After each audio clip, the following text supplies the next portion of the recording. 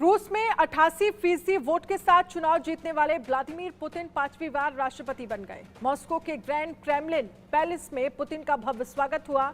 इसके बाद पुतिन ने राष्ट्रपति पद के लिए 33 शब्दों में शपथ ली।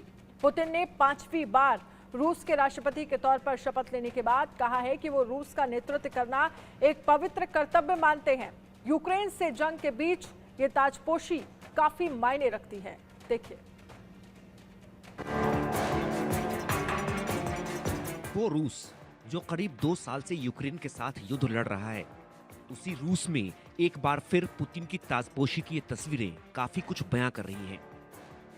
वो मुल्क जो ये दावा कर रहे थे कि पुतिन ने रूस को तबाही के रास्ते पर ला दिया है, उनके मुंह पर तमाचा है ताजपोशी की ये तस्वीरें। आखिर पुतिन में ऐसा क्या है कि रूस में उनकी लोकप्रियता बढ़ती ही जा रही है? ये सवाल पूरी दुनिया के लिए पहेली बना हुआ है। पुतिन ने ऐसे समय में रूसी राष्ट्रपति का पद 5वीं बार संभाला है जब उन पर देश में विपक्ष को कुचलने के आरोप लग रहे हैं। पश्चिम के साथ टकराव काफी ज्यादा बढ़ा हुआ है। बहरहाल, आप वो तस्वीरें देखिए जिसने रूस की कमान एक बार फिर पुतिन के हाथों में सौंप दी। मॉस्को के ग्रैंड क्रेमलिन में पुतिन की ताजपोशी के लिए एक भव्य समारोह का आयोजन हुआ। पुतिन ने जिस पैलेस में शपथ ली है, क्योंकि यहाँ रूस के राज परिवार के 3 राजाओं अलेक्जेंडर II, अलेक्जेंडर III और निकोलस II की ताजपोशी हुई थी। अब यहाँ एक बार फिर शपथ लेकर 71 साल के पुतिन ने अपने 5वें कार्यकाल की शुरुआत की। शपथ के बाद पुतिन ने कहा, हम और मजबूत होंगे। हम उन देशों के साथ अपने रिश्ते मजबूत करेंगे जो हमें दुश्मन समझते हैं। मैं जनता का विश्वास बनाए रखने के लिए हर संभव कोशिश करूंगा। तो क्या वाकई पुतिन दुनिया के साथ रिश्तों के नए दौर की शुरुआत करने वाले हैं? यूक्रेन युद्ध के बाद से अमेरिका से तनातनी का अध्याय खत्म होने वाला है। क्या यूक्रेन संकट का हल निकलने वाला है? आखिर मोदी के दोस्त पुतिन के दिमाग में क्या चल रहा है, कोई नहीं जानता। रूस में पुतिन कैसे चुने गए, ये समझिए।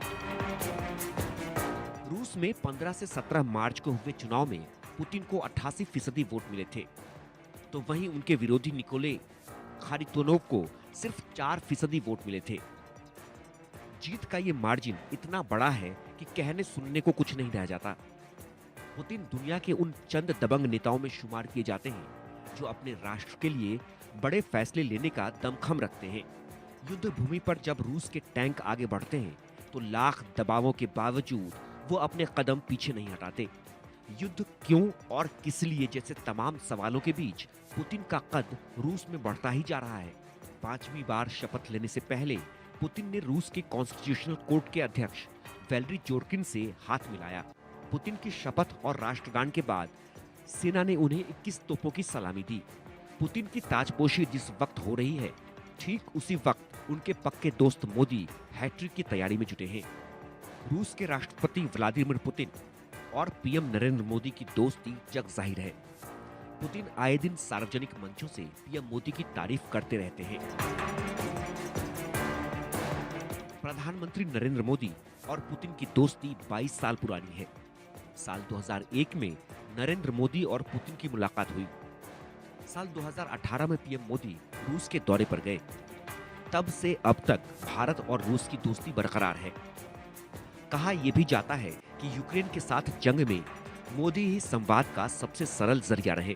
जब दुनिया को ये डर लगा कि पुतिन परमाणु हथियारों का इस्तेमाल कर सकते हैं, तो मोदी ने ही पुतिन से बात कर परमाणु युद्ध टालने वाली भूमिका निभाई। व्लादिमीर पुतिन बड़े मंचों से प्रधानमंत्री नरेंद्र मोदी की जमकर तारीफ कर चुके हैं। उन्होंने पीएम मोदी को रूस का महान दोस्त बताया है। इसके अलावा उन्होंने मोदी के मेक इन इंडिया कॉन्सेप्ट की भी खूब सराहना की। मोदी के दोस्त पुतिन का इम्तिहान अभी बाकी है।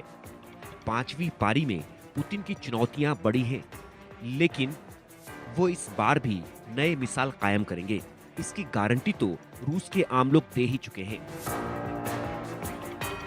Bureau report, India news.